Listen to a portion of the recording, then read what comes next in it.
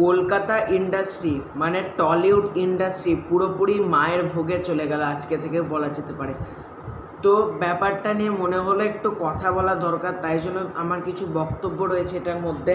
দেখো, কলকাতাতে তো এমনিতেই মানে ওয়েস্ট বেঙ্গলে বাংলা সিনেমার অডিয়েন্স, আমরা যারা রিভিউয়ার আছি তারা আর হাতে গুনে কিছু ফ্যামিলি অডিয়েন্স আর কিছু ইউথ অডিয়েন্স।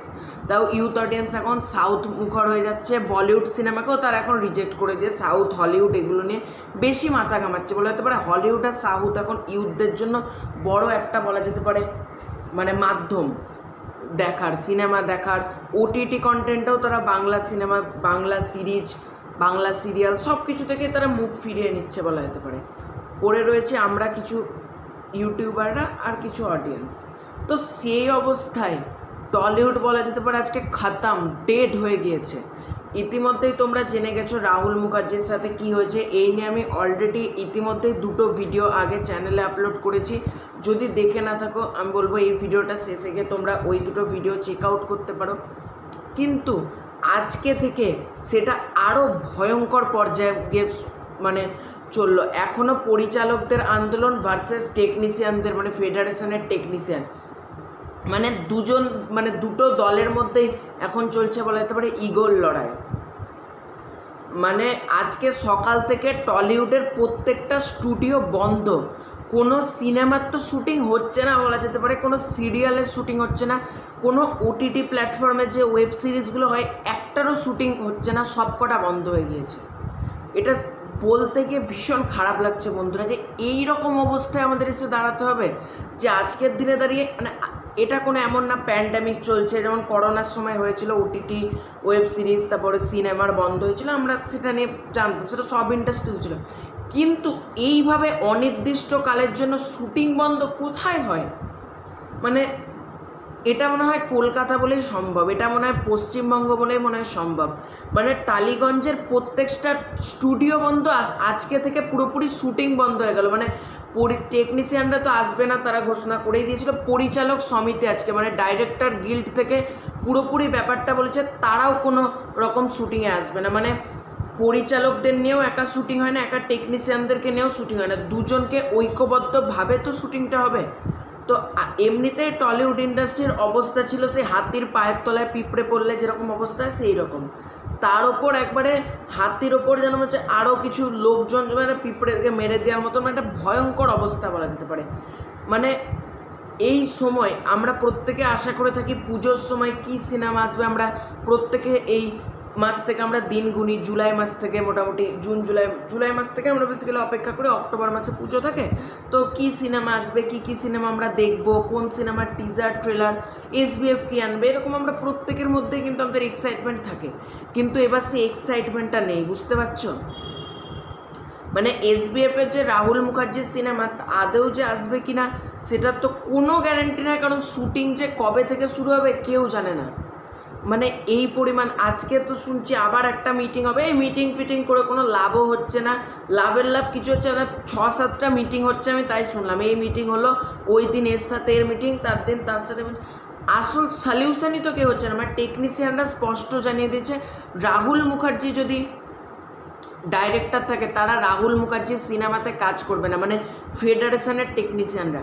এবার রাহুল মুখার্জির পাশে দেখো, আমার চ্যানেল সবসময় আছে রাহুল মুখার্জির সাথে, আমরা আছি, রাহুল মুখার্জি কোনো অন্যায় করেননি, ঠিক আছে? এবং রাহুল মুখার্জির সাথে রয়েছে রাজ চক্রবর্তী, কৌশিক গাঙ্গুলি, শান্তিলাল মুখার্জি, আরও পরমব্রত চট্টোপাধ্যায়, দেব, প্রসেনজিৎ চট্টোপাধ্যায়, অনির্বাণ ভট্টাচার্য, প্রত্যেকে কিন্তু রাহুল মুখার্জির পাশে রয়েছে। ইভেন জিদ্দাও কিন্তু কালকে একটা পোস্ট করেছিল, আমি যেটা দেখলাম ফেসবুকে। তো প্রত্যেকে কিন্তু আমরা রাহুল মুখার্জির সাথে রয়েছি, এবং টেকনিশিয়ানরাও যেটা করছেন তারাও ঠিক করছেন। আমরা যেন দুটো দলের মধ্যে ইগো ভুলে গিয়ে যেন আমরা সিনেমাতে মনোনিবেশ করি।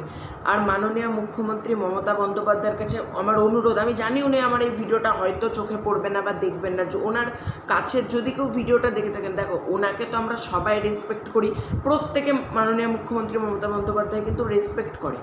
তো আমি চাইবো মুখ্যমন্ত্রী যেন এই ব্যাপারটা একটু নিয়ে সরব হয়, একটু যেন ব্যাপারটাকে নিয়ে কথা বলে। কারণ একটা ইন্ডাস্ট্রিতে বিনোদন বন্ধ, মানে বুঝতে পারছো, আমরা দিন শেষে পড়াশোনা করি, খাটি, করি, কাজকর্ম করি, প্রত্যেকে জীবনে কাজ করি, কিন্তু দিন শেষে আমরা কী চাই? যে একটা এন্টারটেনমেন্ট, আমরা একটা সিনেমা দেখবো, আমরা একটা ওয়েব সিরিজ দেখবো, একটা সিরিয়াল দেখবো। আমরা প্রত্যেকে কিন্তু এই মেন্টালিটি আমাদের প্রত্যেকের আছে, এমন কোনো মানুষ নেই যেগুলো পছন্দ করেন না। বিনোদন বা এন্টারটেনমেন্টের জগৎ প্রত্যেকে পছন্দ করে। কেন বাংলাতেও প্রচুর ওটিটি প্ল্যাটফর্ম লঞ্চ হচ্ছে, সিনেমা আরও তৈরি শুরু হচ্ছে, কিন্তু সেই অবস্থায় টলিউডের এই খারাপ অবস্থা, মানে এটার জন্য প্রত্যেকে দেয়, একা আমি বলবো না, মানে এটা প্রত্যেকে দেয়। প্রত্যেকের মধ্যে একটা ইগো কাজ করছে যে আমরা এই সিনেমা কাজ করব না, উনি বলছেন আমরা এই সিনেমা করব না, মানে একটা ইগোর লড়াইতে এসে দাঁড়িয়ে গেছে। এটাতে আমি বলবো যে খাদান সিনেমাটা শ্যুটিং চলছিল, সেটারও কিন্তু থার্ড শিডিউল র্যাপ হয়নি, সিনেমাটা শ্যুটিং বন্ধ হয়ে গেল। এদিকে আরও 2-3টে সিনেমা শ্যুটিং হওয়ার কথা ছিল, শ্যুটিং এদিকে মানে অফ হয়ে গেল। মানে পুজোর সিনেমাগুলো যদি দেখি, সেক্ষেত্রে আমাদের রেডি আছে শাস্ত্রী সিনেমা, বহুরূপী সিনেমা উইন্ডোজের, আর দেবদার টেক্কা। এই 3টে সিনেমা আমরা পুজোতে পাচ্ছি কনফার্ম, মানে কিন্তু বাকি যে আর কোনো সিনেমা আসবে কি না, মানে কোন সিনেমা রেডি আছে কিনা আমরা সেটাই বুঝতে পারছি না। কারণ পুজোর মুহূর্তে এই রকম ভরাডুবি ইন্ডাস্ট্রির জন্য কিন্তু এটা খুব বাজে ব্যাপার হলো।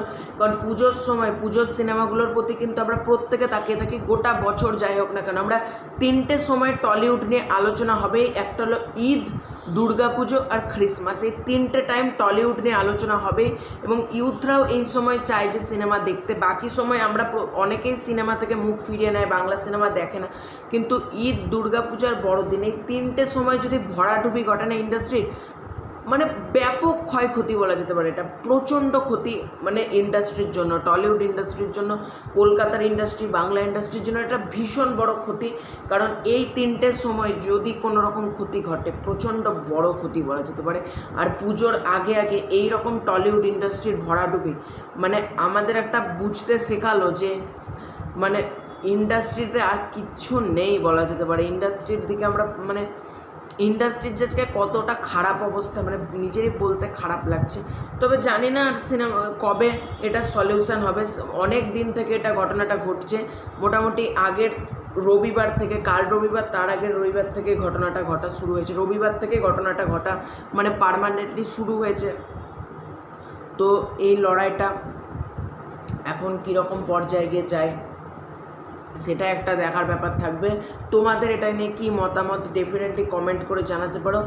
এই ভিডিওটা যদি তোমাদের একটু ইনফরমেটিভ মনে হয়, লাইক করতে পারো, শেয়ার করে বন্ধুবান্ধবদের কাছে ভিডিওটা ছড়িয়ে দিতে পারো। চ্যানেলে নতুন হয়ে থাকলে তো ডেফিনেটলি সাবস্ক্রাইব করে দিও। তো খুব শীঘ্রই দেখা হচ্ছে এটা ইন্টারেস্টিং ভিডিওতে, ততক্ষণের জন্য বাই বাই।